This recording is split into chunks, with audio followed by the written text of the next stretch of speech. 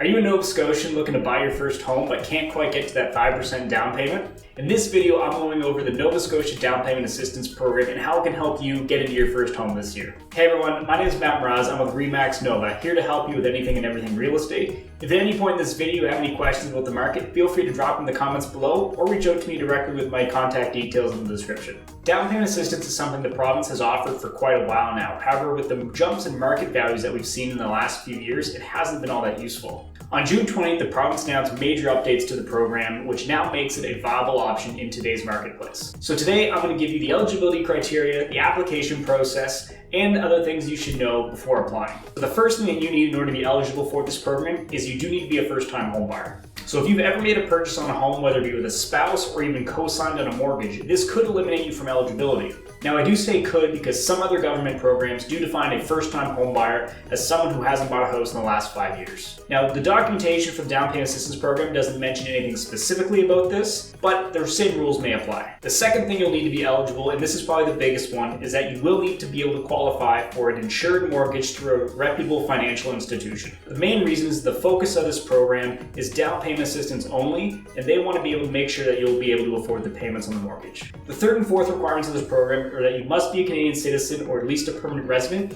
and you must have lived in Nova Scotia the last 12 months. This is just to ensure that the program is helping existing Nova Scotians and not new ones coming in. The last few eligibility requirements is that the purchase price can't be above $500,000 within Halifax. Your household income cannot exceed $145,000, and lastly, you would not have the financial ability to pay the 5% without the program.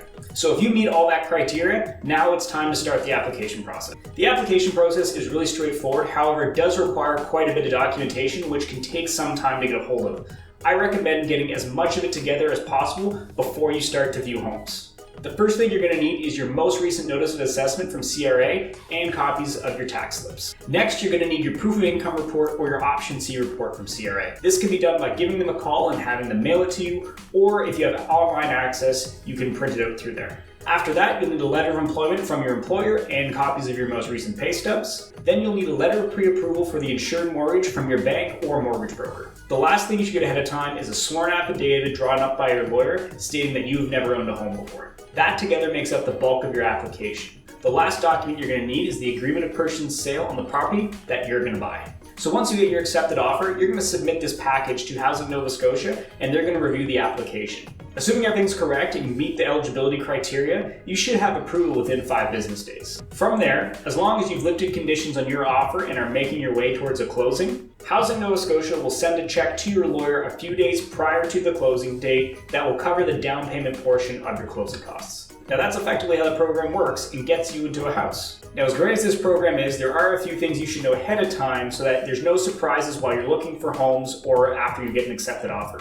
A second ago, I specifically mentioned that their check will cover the down payment portion of your closing costs. That's because their check will not cover any closing costs on top of the down payment. This means that you're still going to have to pay out of pocket your deed transfer tax, which is 1.5% of the purchase price, any tax adjustments on the property, which could be up to 0.6% of the current assessment value, any fuel adjustments on closing, and any lawyer fees. These closing costs can add up to between 2 and 3% of your total purchase price. The second thing you should know is that the program doesn't cover any down payment associated with a plus portion on a purchase plus mortgage. If you don't know, a purchase plus mortgage in simplistic terms is a small loan added on top of your purchase price that will allow you to do improvements to the home. This doesn't mean that you can't get a purchase plus mortgage if you're going through this program.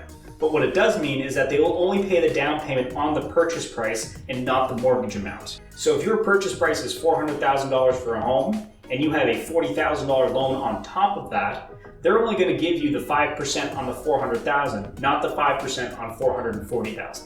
Another thing you should know is that they do not loan on any multi-unit or income-producing properties. It must be a single-family dwelling used as a primary residence. They also don't allow mini homes or mobile homes unless they're on a permanent foundation on owned land. So anything located within a park won't be allowed. Another important thing to know is how the repayment works. So the repayments will start 1 month after you close on the property, And like I said, it is an interest-free loan that's paid back over 10 years. So for example, you buy a $400,000 home and your 5% loan is $20,000. Divide that $20,000 by 120 and your monthly payment comes out to $166 a month. Now in a few years, if you decide to refinance the home or decide to sell it, whatever's remaining on your loan to Housing Nova Scotia will get paid off as a part of this process. The last thing I'll mention is in regards to the approval process. Like I mentioned earlier, the approval process typically only takes 5 business days. However, you should plan for some delay.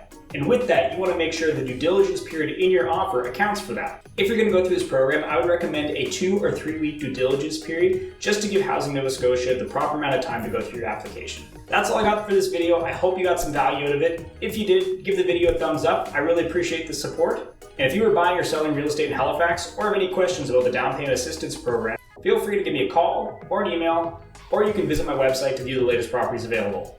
Be sure to check out my next video here, and I'll see you in the next one.